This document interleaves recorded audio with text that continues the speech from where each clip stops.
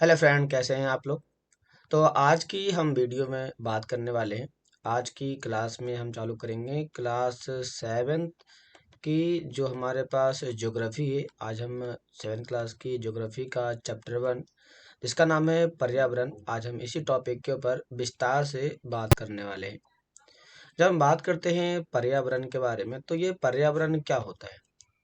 पर्यावरण के बारे में कहा जाए तो आप सीधे सीधे कह सकते हो कि किसी भी जीवित प्राणी के चारों ओर जो भी आपको दिख रहा है, चारों ओर जो भी आपको दिख रहा है, चाहे तो वो मानव निर्मित हो या फिर वह प्रकृति के द्वारा निर्मित हो, उन सभी चीजों को हम क्या कहते हैं, पर्यावरण कहते हैं। जैसे कि हम जिस अर्थ पर रहते हैं, उस अर्थ के चारों तरफ आपको बहुत कुछ चीजें ऐसी दिखाई पड़ेगी जिसे मानव ने मिलकर बनाया है। मानव के द्वारा बात की जाए बनाई गई चीजों के बारे में, तो हमने बनाए हैं मकान, बनाए हैं। इस प्रकार से देखा जाए तो हमने पुल बनाए हैं, और भी देखा जाए तो हमने यहाँ पर घर बनाए हैं। लेकिन ये बात करते हैं प्रकृति के बारे में, तो प्रकृति ने क्या बनाए हैं, तो पहाड़ बनाए हैं प्रकृति ने। इसके साथ देखा जाए तो उन्होंने नदियाँ बनाए हैं, इसके साथ उन्होंने झरने बनाए हैं। ऐसी कई चीज़ों को उन्होंने बनाने के काम किए हैं। लेकिन जब हम अपने चारों ओर देखते हैं, तो हमारे चारों ओर तो इन सभी चीज़ों का एक पूरा का पूरा समूह देखने को मिल जाता है। तो हम सभी के चारों ओर इस प्रकार के जो समूह मिलते हैं, उसी को तो हम पर्यावरण कहते हैं। तो आइए देखते हैं आज के इस टॉपिक में कि पर्यावरण के बारे में कौन सी विशेष जानकारी दी गई है। यदि अभी तक आपने हमारे चैनल को सब्सक्राइब नहीं किया है, तो जल्दी से कर लीजिए, ताकि आपको इस प्रकार की वीडियो लगातार मिलती रहे। आई क्लास देखते हैं इसमें क्या बताया गया। कहता है कि लंबी छुट्टी के बाद जब रवि स्कूल जा रहा था, तब उसने देखा कि उसके स्कूल के निकट के खेल के मैदान में खुदाई हो रही है। वही एक मैदान उनके खेलने के लिए वहां पर था। लोगों ने बताया कि वहां अनेक फ्लैटों वाली एक बड़ी इमारत बनेगी।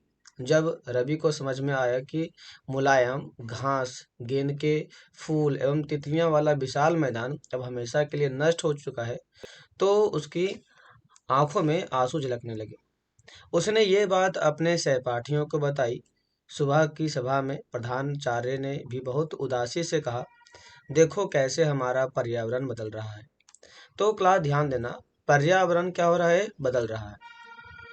अब पर्यावरण के बदलाव का मतलब क्या होता है। पर्यावरण के बदलाव का मतलब होता है कि हमारे सराउंडिंग में जो भी चीज़ें पाई जा रही हैं, जैसे कि हमारे सराउंडिंग में पाई जा रही हैं, पेड़ पौधे पाए जाते हैं। इसके साथ देखा जाए तो हमारे यहाँ पर जलवायु पाई जाती है। तो इन सभी चीज़ों में होने वाले बदलाव को ही हम कहते हैं कि पर्यावरण में क्या आ रहा है, बदलाव आ रहा है। कक्षा में मतलब कि आप जिस क्लास में पढ़ते हैं, पहुंचकर रवि ने अपने शिक्षक से पूछा, पर्यावरण क्या है। जैसे कि हमने अभी ऊपर आपको इसका डिफिनेशन बताया कि पर्यावरण क्या होता है। जो कुछ भी आप अपने आसपास देखते हैं, शिक्षक ने बताया कि वही क्या होता है, पर्यावरण होता है। तो क्लास यहाँ पे ध्यान दीजिएगा, क्या बताया गया, जो कुछ भी आप अपने आसपास देखते हो, वही क्या है, तो वही पर्यावरण है। रवि कहने लगा, इसका अर्थ हुआ कि स्कूल भवन, मेज, कक्षा में रखी हुई कुर्सी, क्लास में रखे जो कुर्सी रहती है, और यहाँ तक कि खुला मैदान, सड़क, कूड़ा करकट, मेरे दोस्त, ये सभी हमारे पर्यावरण के अंग है। कहा, हाँ, ये सभी हमारे पर्यावरण के अंग है। लेकिन रुक जाओ, कह रहा है क्या, कहता है कि जरा रुको। कुछ वस्तुओं का निर्माण प्रकृति ने किया है, जैसे कि पर्वत, नदियां, पेड़ और प्राणी। जबकि अन्य का निर्माण मानव ने किया है, जैसे कि सड़क, कार, कपड़े, किताब इत्यादि। तो आपने देखा कि हमारा जो पर्यावरण है, वह पर्यावरण ना केवल इंसानों के और प्रकृति के मिलने से बना है, बल्कि इन दोनों के मिलने से बना हुआ है। अब दो दो छात्र मिल करके कार्य कीजिए। अपने निकट बैठे सहपाठी के साथ मिल करके प्रकृति और मानव के द्वारा जो वस्तु बनाई गई है, उनकी सूची बनाने का काम कीजिए। तब ये हैं सभी दोस्तों के नाम। इन सभी दोस्तों के द्वारा क्या किया जाएगा, तो इन सभी दोस्तों के द्वारा अब यहाँ पर दो काम किए जाएंगे कि मानव ने क्या बनाया है उसके बारे में आप इकट्ठा कीजिए, और प्रकृति ने क्या बनाया है आप इसके बारे में इकट्ठा कीजिए, एक सूची बनाइए। अब आइए देखते हैं इस डायग्राम के बारे में। जैसे कि मैंने अभी आपको बताया कि हमारे पास जो पर्यावरण है, इस पर्यावरण के द्वारा प्रकृति ने और मानव ने, दोनों लोगों ने ही कुछ ना कुछ चीजों को बनाने का काम किया है।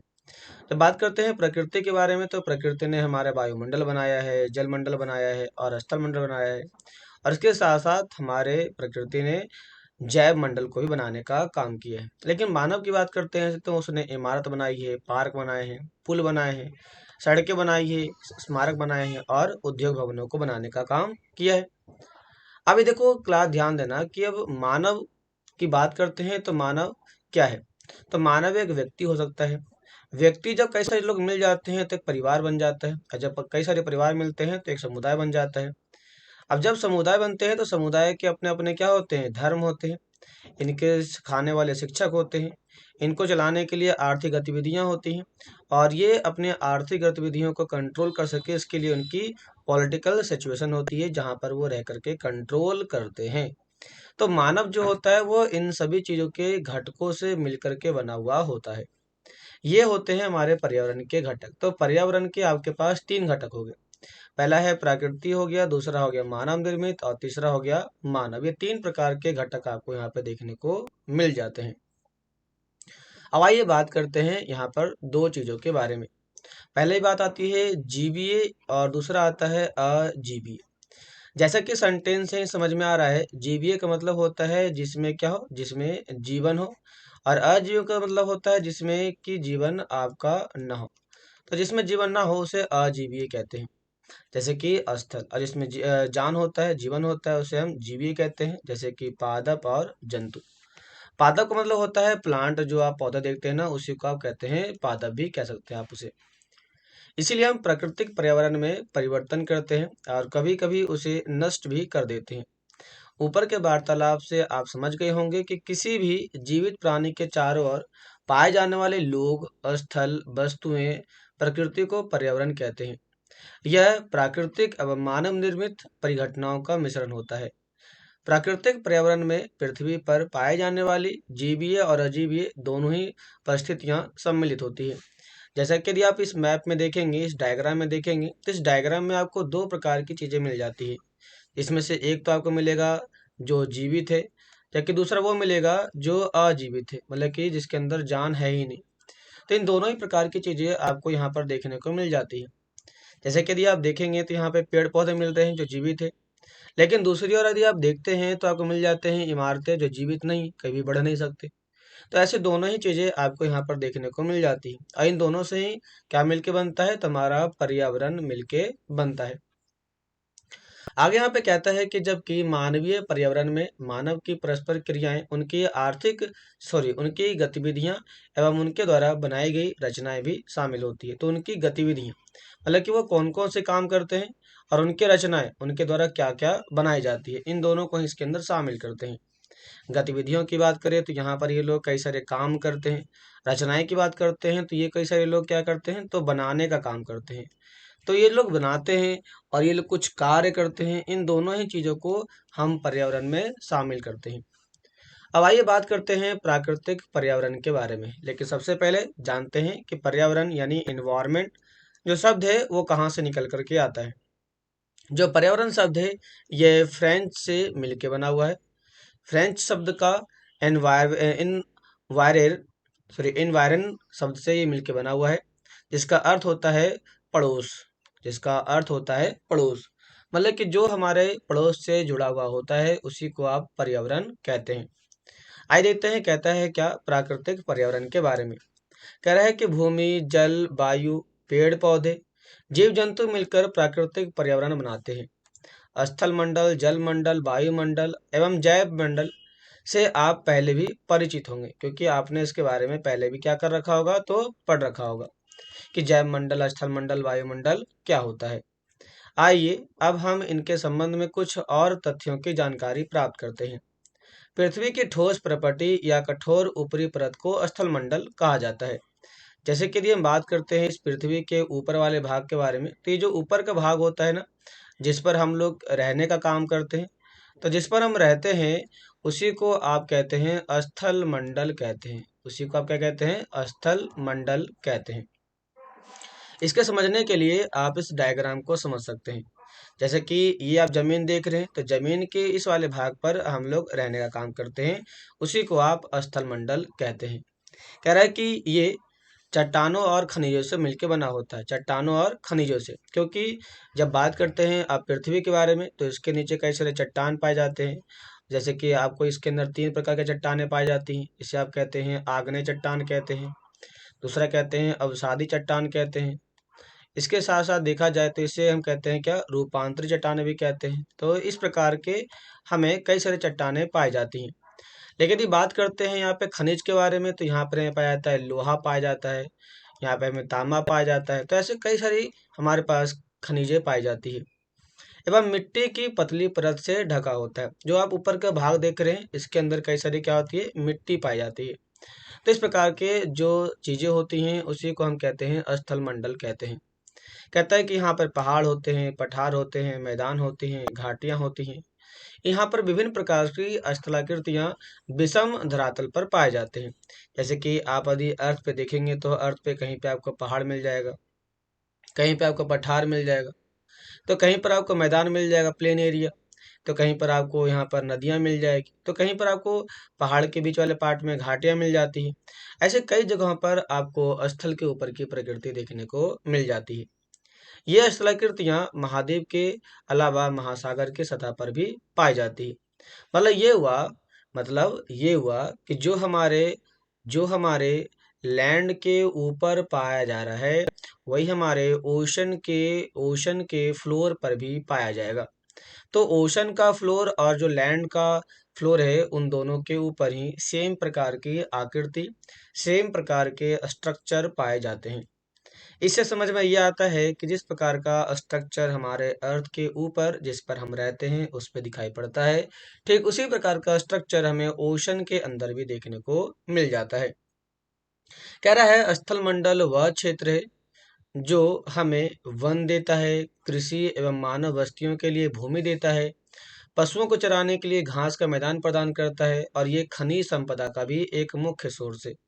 मतलब ये हुआ कि हमारे पास जो स्थल मंडल है, ये स्थल मंडल व्यक्ति के जीवन के निवास के लिए एक महत्वपूर्ण तौर पर भूमिका निभाता है। यहाँ पे कह रहा है कि अपने आसपास के स्थलों को देखिए और आपके पड़ोस में भूमि का उपयोग किस प्रकार हो रहा है उसकी सूची बनाइए। तो अब बात यहाँ पर आती है ना कि आपके पास जो भूमि है उस लैंड का इस्तेमाल यूज आप किस प्रकार से करते हो। तो लैंड का इस्तेमाल कुछ लोग कृषि के लिए करते हैं, कुछ लोग यहाँ से खनिज को निकालने के लिए करते हैं, कुछ लोग को देखा जाए तो यहाँ पर पर्यावरण के संरक्षण के लिए, और कुछ लोग तो यहाँ पर सिंचाई के लिए करते हैं। ऐसे कई चीज़ों के लिए यहाँ पर लोगों के द्वारा इस प्रकार की स्थल मंडल का इस्तेमाल बड़े स्तर पर किया जाता है। यहाँ पे कह रहा है, एक बात और कह रहा है कि अपने घर और स्कूल में आप जो पानी उपयोग करते हैं वह कहाँ से आता है। तो वो हमारे पास या तो नदियों से आता है, या फिर हमारे पास नालों से आता है, या फिर हमारे पास अंडरग्राउंड वाटर से आता है। तो इस प्रकार से हमारे पास अलग अलग सोर्स से पानी आ जाते हैं। लेकिन कुछ जगहों पर तो ये पानी आपका रेनफॉल के तौर पर भी आता है, क्योंकि कुछ लोग इसको स्टोर करते हैं और फिर उसी को पानी भी पीते हैं। जैसे कि देखा जाए इस प्रकार की चीज़ों के बारे में, तो राजस्थान के अंदर इसका इस्तेमाल होता है। राजस्थान में इस प्रकार के पानी को स्टोर करने के लिए टंकाज बनाए जाते हैं, टंकाज। और इसके साथ साथ देखा जाए तो तमिलनाडु में भी इसका इस्तेमाल होता है। तो तमिलनाडु में इस प्रकार से लोगों के द्वारा जो वाटर हार्वेस्टिंग की जाती है वह रूफटॉप होती है। तो इस प्रकार से हम कह सकते हैं कि भारत के अलग अलग हिस्सों में पानी को संरक्षित करने के लिए रेन वाटर हार्वेस्टिंग का इस्तेमाल बड़े स्तर पर देखने को मिल जाता है। क्या आपने किसी को पानी व्यर्थ करते हुए देखा है? कैसे? तो हाँ, देखा है ना। कुछ लोग फार्मर क्या करते हैं, तो अपने खेतों में पाइप चला देते हैं, पानी चला देते हैं, ये पानी लगातार भरता रहता है और ये दूसरों के खेतों में जाता रहता है। तो कहीं ना कहीं ये पानी का वेस्ट कर रहे होते हैं। कुछ जगहों पर देखा जाए तो ये पानी को भी मतलब का बर्बाद कर रहे होते हैं। यहाँ पे कह रहा है कि जल के क्षेत्र को जल मंडल कहते हैं। जल के क्षेत्र को जल मंडल कहते हैं। ये एक छोटी सी परिभाषा है। ये जल के अलग अलग स्रोत जैसे कि नदियाँ, झील, समुद्र, महासागर, इन सभी के जलाशयों के मिलकर के ये बनता है, जिसे हम कहते हैं क्या, जल मंडल कहते हैं। जल मंडल से मतलब ये भी हो गया कि जल के सभी स्रोतों का मिश्रण, जल के सभी स्रोतों का समूह, मतलब वह सोर्स जहां से हमें पानी की पूर्ति हो सके उसी को आप जल मंडल कहते हैं। कहता है कि ये सभी प्राणियों के लिए आवश्यक है, चाहे तो वो निर्जीव हो, जैसे कि वह पादप हो, प्लांट हो, एनिमल्स हो, कोई भी हो, सभी के लिए पानी बहुत ही जरूरी है। पृथ्वी के चारों ओर फैली वायु की पतली परत को वायुमंडल कहते हैं। जैसे कि हमारे पास ये जो अर्थ है, इस अर्थ के हमारे चारों ओर गैसों का एक आवरण पाया जाता है, उसी को हम कहते हैं वायुमंडल कहते हैं। पृथ्वी का गुरुत्वाकर्षण बल अपने चारों ओर के वायुमंडल को थामे रखता है। थामे का मतलब होता है इसे अपनी ओर अट्रैक्ट करके रखता है, ताकि ये बाहर की ओर फैल ना जाए। कहता है कि ये सूर्य की झुलसाने वाली गर्मी और हानिकारक किरणों से हमारी रक्षा करता है। जब हमारे सूरज के द्वारा जो अल्ट्रा वायलेट रे आती है, ये उसको पृथ्वी पर आने से रोकता है, क्योंकि हमारे इन्वायरमेंट के अंदर कुछ गैसें ऐसी होती है जो इस प्रकार की किरणों को अवशोषित कर लेती है, एब्जॉर्ब कर लेती है। इसमें कहा जा रहा है कि इसमें यदि बात करते हैं तो इसमें कई प्रकार की गैस, धूल कण और जलवाष्प उपस्थित होते हैं। गैस की बात करते हैं तो हमारे इन्वायरमेंट के अंदर जैसे कि नाइट्रोजन गैस पाया जाता है, ऑक्सीजन गैस पाया जाता है, कार्बन डाइऑक्साइड गैस पाए जाते हैं, सल्फर गैस पाया जाता है। ऐसे कई सारे हमारे इन्वायरमेंट के अंदर गैसें पाई जाती है। धूलकण की बात करते हैं तो आप हमेशा ही जब सड़कों पर निकलते हैं तो आपको बहुत ही ज़्यादा तेजी के साथ धूल उड़ते हुए देखने को मिल जाते हैं। जलवाष्प की बात करते हैं तो जैसे ही गर्मी बढ़ती है तो हमारे जो पानी होते हैं वो इवेपोरेट होते हैं और वो हमारे इन्वायरमेंट के अंदर फैल से जाते हैं। मतलब ये हुआ कि हमारे वायुमंडल के अंदर विभिन्न प्रकार के जलवाष्प की उपस्थिति देखने को मिल जाती है। वायुमंडल में परिवर्तन होने से मौसम और जलवायु में भी क्या होता है, परिवर्तन होते हैं। मतलब ये हुआ कि वायुमंडल के दो प्रमुख घटक हो गए, मौसम और जलवायु। और ये मौसम और जलवायु जो होते हैं वो मुख्य रूप से देखा जाए तो कहीं ना कहीं हमारे जीवन को डायरेक्टली और इनडायरेक्टली प्रभावित करते रहते हैं। तो हमें कह सकते हैं कि मौसम और जलवायु हमारे जीवन में महत्वपूर्ण परिवर्तन डालते हैं। कहते हैं कि पादप और जीव जंतु मिलकर के जैव मंडल या सजीव संसार का निर्माण करते हैं। तो जैव मंडल वह क्षेत्र हो गया जहाँ पर आपको जीवन की शुरुआत होती है या फिर जीवन का आरंभ होता है। इसी क्षेत्र को हम कहते हैं क्या? इसी क्षेत्र को हम कहते हैं जैव मंडल कहते हैं। आदित्य कहता है क्या है? ये पृथ्वी का वह संकीर्ण क्षेत्र है। संकीर्ण का मतलब होता है वो छोटा सा क्षेत्र है जहाँ पर स्थल, जल और वायु मिलकर के जीवन को संभव बनाने का काम करते हैं। जैसे कि आप लोग को पता है, अब एक इंसान है। एक इंसान तीन चीजों पर निर्भर रहता है। पहला तो है वो वायुमंडल। जब वायुमंडल ही नहीं रहेगा तो उसे हवा कहाँ से मिलेगी? दूसरा है जलमंडल। जब जल ही नहीं रहेगा तो उसे पानी मिलेगा नहीं, और एक व्यक्ति के अंदर 70% से ज्यादा पानी ही पाया जाता है। दूसरा हमारे पास कहता है क्या? दूसरे हमारे पास स्थल मंडल आ जाता है। जब व्यक्ति के पास जमीन ही नहीं रहेगी तो वो रहेगा कहाँ, और वो अपनी जरूरतों को पूरा करने के लिए उत्पादन नहीं कर पाएगा। तो उत्पादन करने के लिए उसे सबसे जरूरी जो चाहिए वह स्थल मंडल ही मिल जाता है। मतलब ये हुआ कि एक व्यक्ति जो है वह इन तीनों चीजों के ऊपर सरवाइव करता है। तो इन तीनों से ही मिल करके हमारा जो बनता है, जो क्षेत्र है, जहाँ पर लोग रहते हैं, जहाँ पर पेड़ पौधे डेवलप होते हैं, उसी को हम कहते हैं क्या? उसी को हम कहते हैं जैव मंडल कहते हैं, जिसे आप बायोस्फीयर भी कह सकते हैं। अब हमारे पास एक सेंटेंस आता है, क्वेश्चन आता है, पारितंत्र क्या होता है? पारितंत्र, ध्यान दीजिएगा, पारितंत्र। पारी का मतलब देखा जाए तो हमारे चारों ओर जो पाया जाता है उसे पारितंत्र कहते हैं। आइए देखते हैं क्या है ये। पारितंत्र वह तंत्र जिसमें समस्त जीवधारी आपस में एक दूसरे के साथ पर्यावरण के उन भौतिक और रासायनिक कारकों के साथ परस्पर क्रिया करते हैं जिसमें वे निवास करते हैं। ये सब ऊर्जा और पदार्थों के स्थानांतरण के द्वारा जुड़े रहते हैं। अब जरा मान लिया जाए कि आप एक दोस्त हैं और एक दूसरा दोस्त है। आइए हम इसको एक समझने का काम करते हैं एक छोटी सी कहानी के माध्यम से। रवि की कक्षा के एक एनसीसी कैंप में जैसी ने आश्चर्य से कहा, कितनी मूसलाधार वर्षा हो रही है। इससे मुझे अपना केरल याद आ गया। तुम सबको आकर देखना चाहिए कि कैसे हरे भरे खेतों और नारियल के बागानों में लगातार बारिश होती रहती है। तभी जैसलमेर में रहने वाला हीरा ने आश्चर्य से कहा, हमारे यहाँ वर्षा होती ही नहीं, हमें तो दूर दूर तक केवल कीकर और रेत ही नजर आते हैं, लेकिन वहां ऊंट भी तो मिलते हैं। ऐसा किसने कहा? तो रवि ने अपने दोस्तों को कहा। अब यहाँ पर कहता है, हीरा ने कहा, ऊंट तो मिलेंगे ही। जब तुम हमारे रेगिस्तान आओगे तो मैं तुम्हें सांप, छिपकली और अनेक प्रकार के कीटों से भी मिलाऊंगा। रवि हैरत में पड़ गया। विभिन्न स्थलों पर पाए जाने वाले जीव जंतु, वनस्पति और लोगों के रहन सहन के तरीके इतने अलग क्यों हैं? क्या सभी का एक दूसरे के साथ संबंध है? तो हाँ, एक दूसरे के साथ संबंध है। शिक्षक ने इनके बारे में बताते हुए कहा, सभी पेड़ पौधे, जीव जंतु, मानव अपने आसपास के पर्यावरण के ऊपर आश्रित रहते हैं। जैसे ये हुआ, अब हम रहते हैं दिल्ली के अंदर, तो दिल्ली के अंदर दिल्ली का जो पर्यावरण है हम उसके ऊपर निर्भर करते हैं। प्रायः वे एक दूसरे पर आश्रित होते हैं। हम दिल्ली के पर्यावरण के ऊपर आश्रित होते हैं क्योंकि यहीं से हमें हवा मिलती है और यहीं से हमें अपनी ज़रूरतों को पूरा करने के लिए बेसिक चीज़ें मिल जाती है। जीवधारियों का आपसी एवं अपने आसपास के पर्यावरण के बीच का संबंध ही पारितंत्र का निर्माण करता है। तो यहाँ पर दो चीज आ चुका है।